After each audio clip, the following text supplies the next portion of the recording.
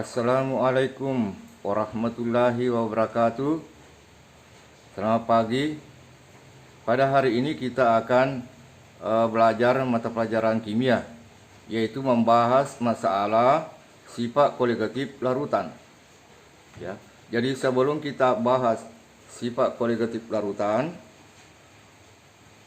terlebih dahulu diuraikan apa itu sifat koligatif larutan.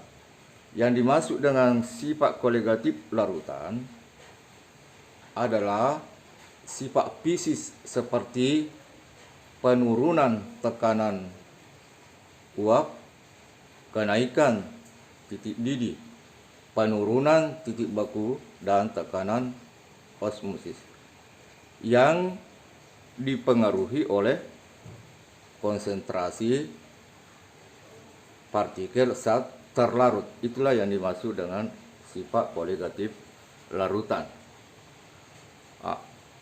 Sekarang kita berikan contohnya.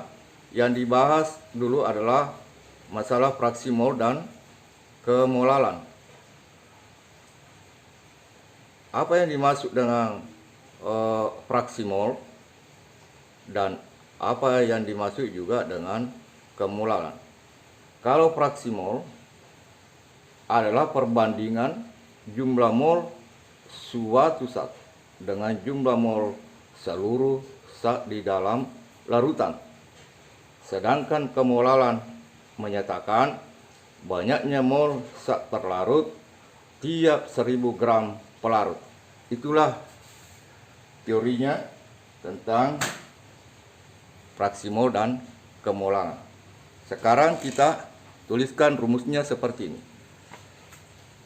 Kalau fraksi mol zat terlarut, kita beri notasi seperti ini. Ft sama dengan mol T per mol T tambah mol P. Maksudnya nih T terlarut, P itu adalah pelarut. Kemudian kalau yang dicari adalah fraksi mol pelarutnya, tentu mol P dibagi mol P ditambah mol T.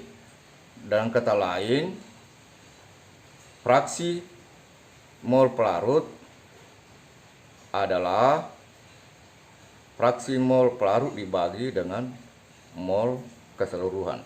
Itulah anunya. Kemudian ini fraksi mol zat terlarut kalau dijumlahkan dengan fraksi mol pelarutnya, itu syaratnya harus 1, yaitu Ft ditambah Fp sama 1. Kemudian kemolalan rumusnya adalah massa dibagi mR dikali 1000 per P, di mana M-nya itu adalah kemolalan, satuannya M, kemudian P itu massa pelarut dalam gram. Kemudian untuk lebih jelasnya ini mata pelajaran, kita berikan saya contoh soal seperti ini. Ada contoh soal, suatu larutan mengandung katanya 10% massa urea dengan rumus kimia CO NH2 dua kali. Kemudian diberikan di sini massa atom karbon 12, O16 dan nitrogen A16 dan H sama dengan 1. Ditanyakan, hitung katanya fraksi mol urea, ya. Kemudian B, fraksi mol air, kemudian bagian C-nya kemolalan urea. Sekarang kita mencoba menjawab pertanyaan ini. Kita tulis dulu terlebih dahulu rumusnya, ya. Mol, ya, mol C mol urea sama dengan massa per mR kali 10 per 60. Apa itu massa? Ya, massanya itu zat terlarut dibagi dengan massa molekulnya, ya. Kita tulis di sini adalah 10 per 60, 0,17. Ya, mR daripada urea ini CONH2 dua kali, yaitu sebanyak 60, makanya dibagi 60 di sini. Kalau dibagi jadinya adalah 0,17 mol. Kemudian mol H2O, mol air massa dibagi MR sama dengan 90/18, karena massa molekul air itu 18 ya. Sedangkan ini yang 90 adalah massa air. Kalau dibagi sama dengan 5. Kemudian fraksi air. Seperti tadi rumus diberikan bahwa fraksi saat terlarut apabila dijumlahkan fraksi pelarutnya itu harus berjumlah 1. Seperti ini rumusnya tadi adalah Ft ditambah Fp sama dengan 1. Makanya dituliskan di sini secara matematis adalah F airnya itu 1 dikurang 0,03 sama 0,9, karena kita sudah dapatkan ureanya itu sebesar 0,03. Kemudian kemolalannya adalah massa dibagi MR kali 1000 per P.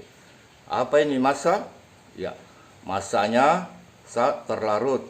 Kemudian 60 adalah massa molekul air kali 1000 per 90 massa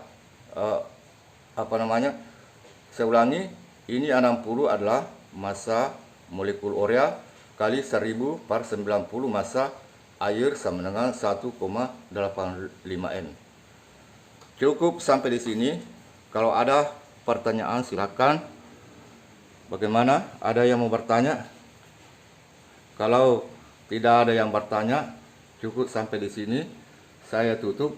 Bagi teman-teman di YouTube, kalau ada yang mau bertanya, silakan tulis pada kolom di bawah ini, dan jangan lupa subscribe channel ini.